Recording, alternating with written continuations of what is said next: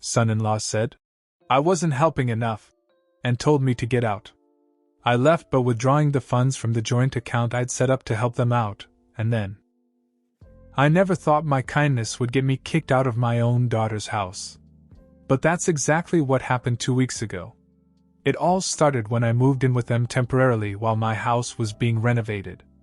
I'm 52, divorced, and for the first time in years, I didn't have a place of my own to call home. My daughter, Emily, and her husband, Jack, offered to let me stay in their guest room, and I accepted. I was careful not to impose. I cooked, cleaned up after myself, and stayed out of their way. I even opened a joint account with them to cover any extra expenses my stay might have caused, depositing a decent chunk of money each month. It was my way of saying thank you. At first, everything seemed fine. Emily seemed happy to have me there, and I thought Jack was too. But then things started to change. Little comments from Jack turned into full-blown complaints. He'd complain about how crowded the house felt, or imply that I wasn't contributing enough. At first I chalked it up to stress or a misunderstanding. I wasn't going to let little things ruin my relationship with my daughter. But the breaking point came when Jack sat me down and told me I wasn't helping enough, and that I needed to pull my weight or leave. I was stunned. I just put another $5,000 into the joint account a week earlier. When I reminded him, he grinned and said, "Well, if you can afford that, maybe you could help us out with a car. We need something bigger now that you're here." At first I thought he was joking. When I realized he wasn't, my answer was clear. I told Jack no. I wasn't rude. I explained that the money I'd contributed was to cover food, utilities, and any extra household expenses during my stay. A new car? That was a luxury, not a necessity, and certainly not my responsibility. I thought he'd drop it, maybe mutter something under his breath, but instead he crossed his arms and leaned back as if he'd been waiting for this. "Well, if you're not willing to step up," he said, "then maybe it's time for you to find someplace else to stay." At first I thought I'd misheard him. "Excuse me?" I asked, looking at Emily for some kind of reaction. She didn't say a word. She just looked down at her hands, as if she had rehearsed this conversation and knew how it would go. Jack didn't let up. "You've been here for months, and frankly, it's starting to feel like you're taking advantage of us. Emily and I have been talking, and we think it's only fair that if you want to stay, you contribute in some meaningful way. A new car would go a long way toward making this work for everyone."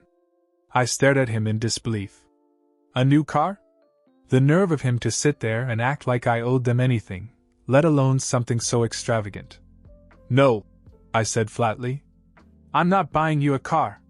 Jack grinned, as if he'd expected that answer. "Then I think it's time for you to pack up. This isn't working." I turned to Emily, hoping she'd say something, intervene, or at least tell me this wasn't her idea. Instead, she looked away. I realized then that she wasn't going to fight for me, not against him. She was choosing Jack, no matter how unfair or unreasonable he was being. I didn't argue or make a scene. I went to the guest room and started packing my things, my hands shaking as I tried to keep my composure. But before I left the house, I opened my laptop and logged into the joint account I'd set up for them. The balance was exactly what I thought it would be, $14,300. I'd been adding money steadily for months, thinking I was helping them out, showing my gratitude for their hospitality. Hospitality. What a joke. I didn't hesitate. I transferred every single penny back to my personal account. It was my money, and I wasn't going to leave it behind after being treated like a parasite. I left the house without looking back.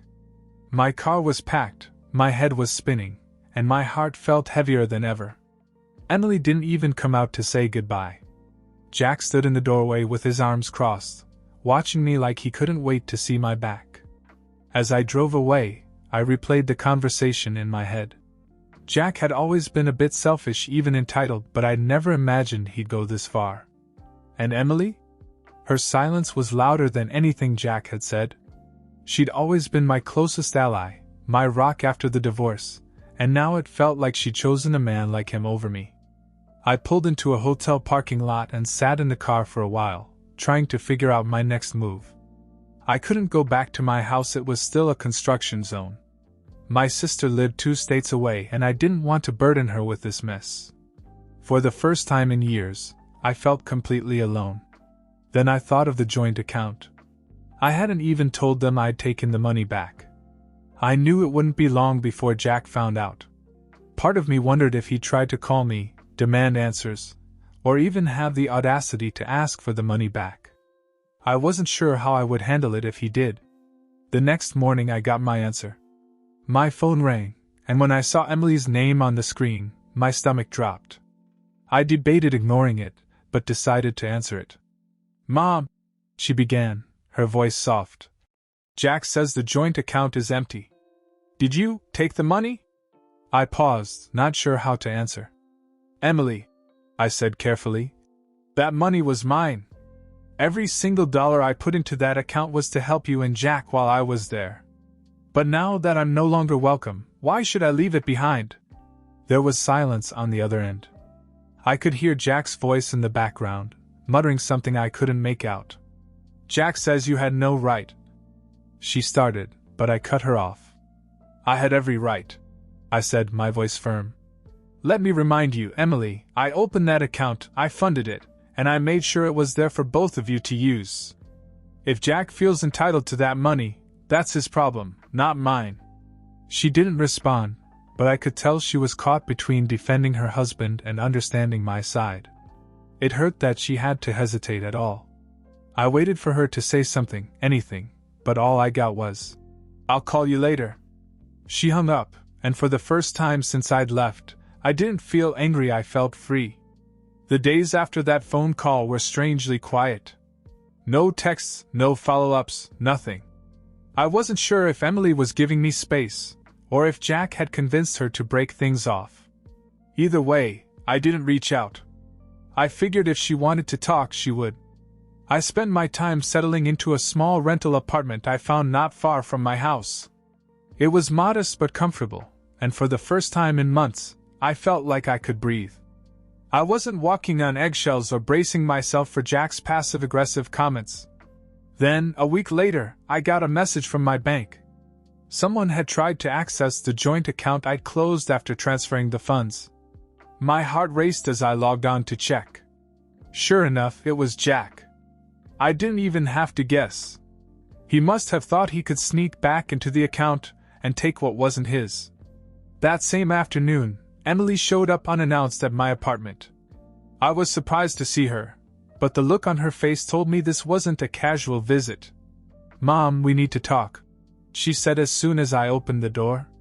I let her in and we sat down at the small kitchen table. She looked tired, like she hadn't slept well in days.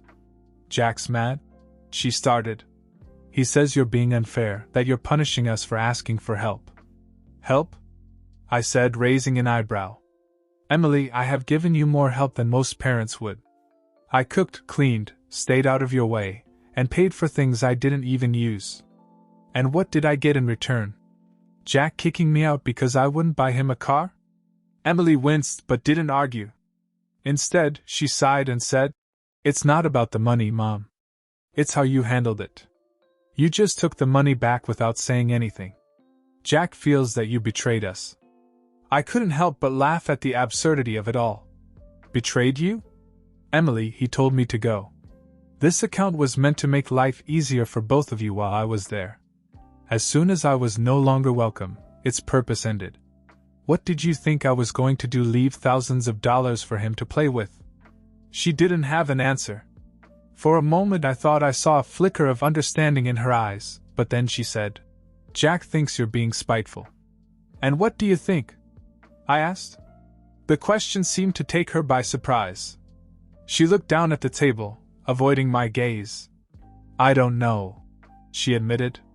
I leaned back in my chair, feeling a mixture of sadness and frustration. "Emily, I love you. I always will. But I'm not going to feel guilty about funding Jack's lifestyle or enabling his entitlement. If you can't see that, then maybe it's time you figured out where your priorities are." She didn't stay long after that.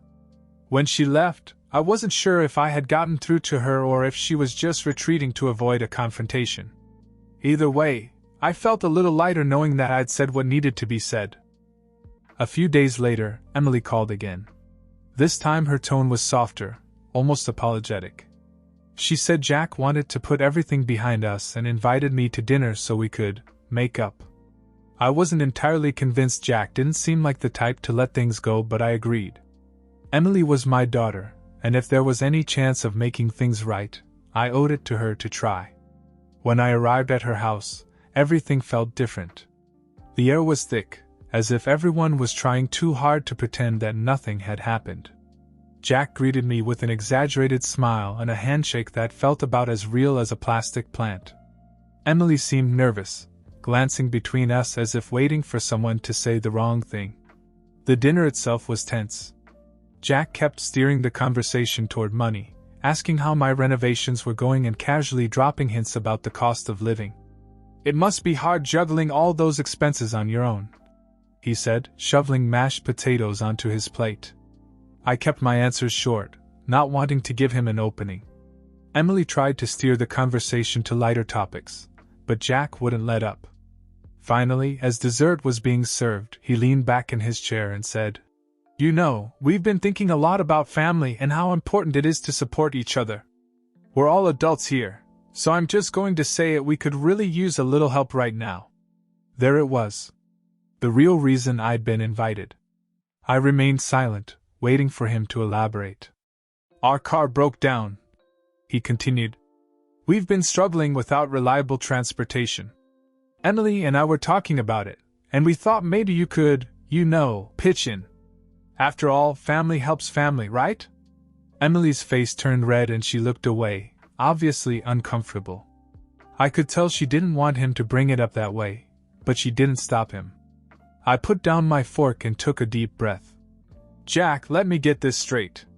You invited me here under the guise of reconciliation just to ask me for money?"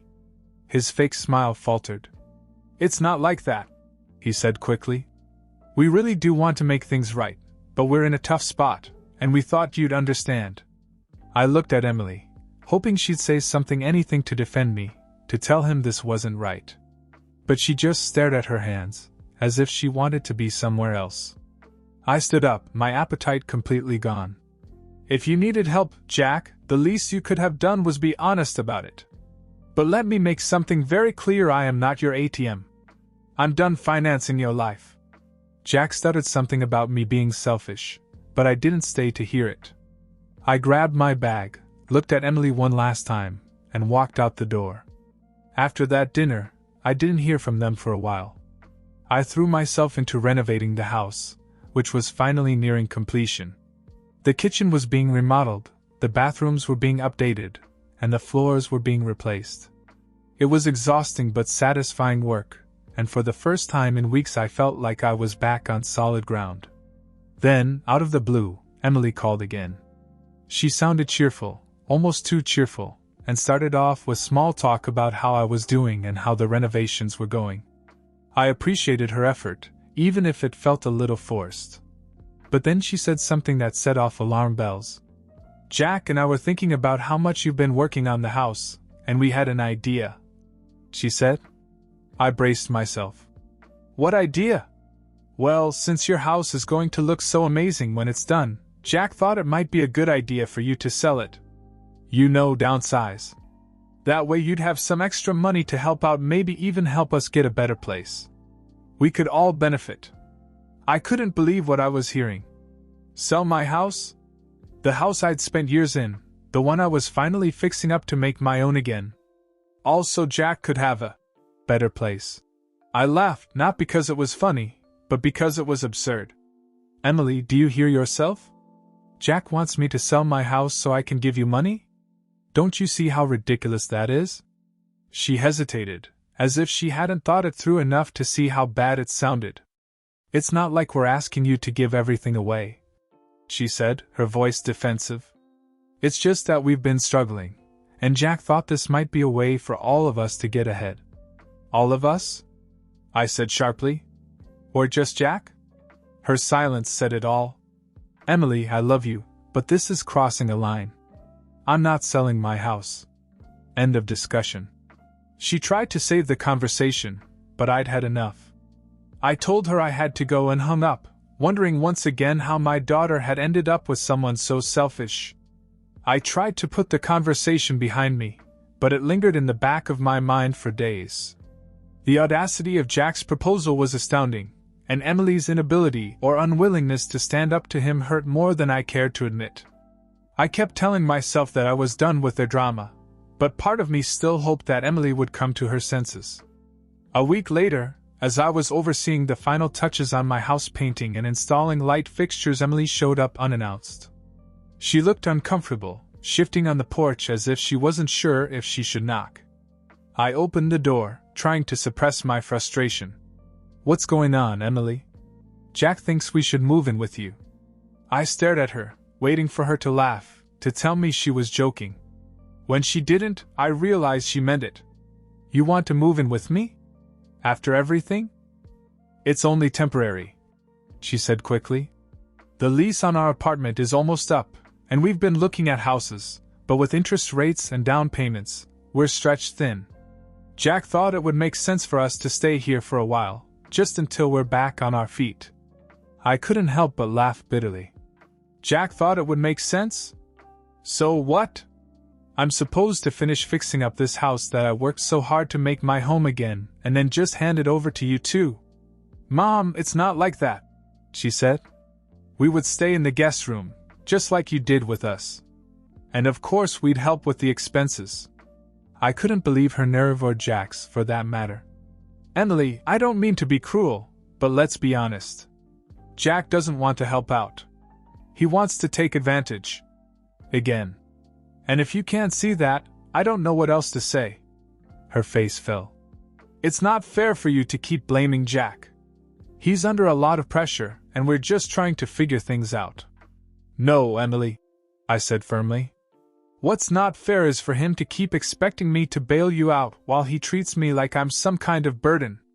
I'm sorry you're struggling, but you can't keep running to me every time things get tough. It's time for you and Jack to figure this out on your own." She left without saying much more, and as I closed the door, I felt a pang of guilt. But I reminded myself that sometimes love means setting boundaries, even when it hurts. A few weeks later, Jack called me directly. His tone was unusually cheerful, almost casual, as he invited me to dinner. He said it was time to put it all behind us, and implied that Emily had missed me. I wasn't convinced this was all about reconciliation, but I agreed to go. When I got there, Emily greeted me warmly, and Jack was unusually polite, even friendly. Dinner began well enough. We talked about my house, their work, and little things like movies and hobbies. For a while it almost felt as if the tension of the past few weeks had melted away. But as the plates were cleared, Jack shifted the conversation. "So, we've been dealing with a lot lately," he began, looking at Emily.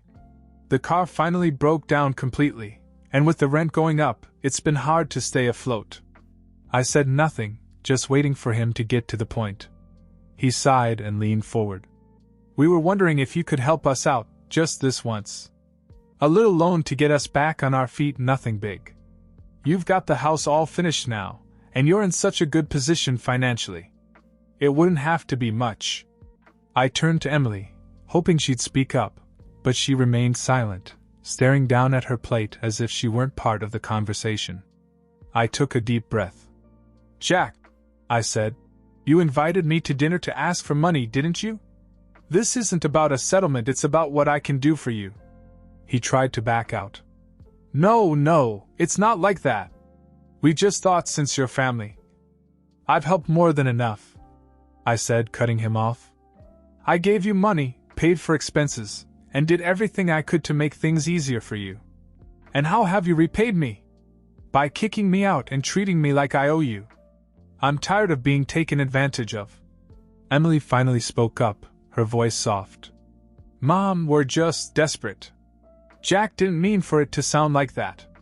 "Emily," I said, "I love you, but you're going to have to figure this out without me. I've given everything I can. You need to start standing on your own." I got up, grabbed my bag, and left. As I walked out the door, I realized something. I wasn't angry anymore. I was just done.